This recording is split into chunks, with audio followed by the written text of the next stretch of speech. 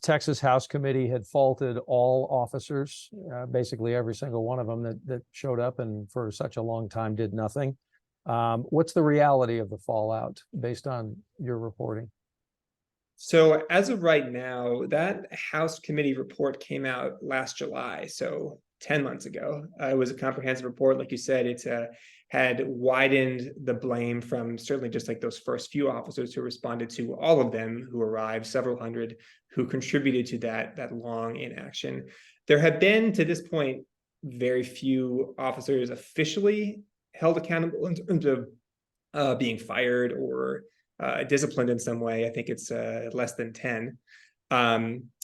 We don't know still, and we're right at about a year after the Uvalde shooting, what ultimately is going to happen to other officers. One of the big outstanding questions, which is very frustrating to a lot of people in Uvalde, is whether the district attorney there will attempt to bring any criminal charges against officers. There has been some questions about, I mean, if not by now, what possibly could she be waiting for in terms of evidence or people to interview? It has been a year.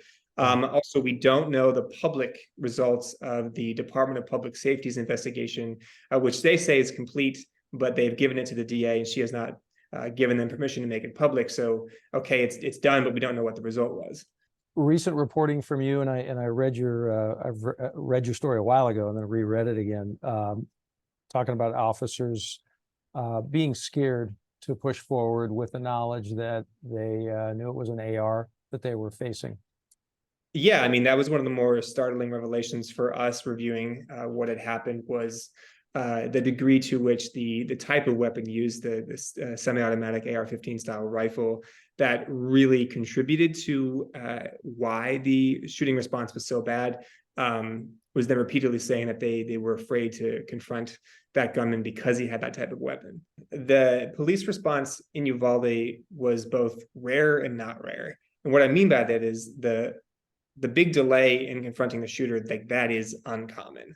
That does not happen all the time at all in responses to mass shootings. Where it was not rare is police responded very quickly. And unfortunately, most of the people who were killed, according to the House investigators in their report, were killed before police got there.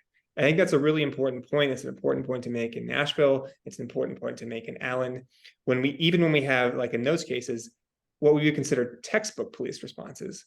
Police respond quickly, even if they are off duty, they confront the shooter, they kill the shooter.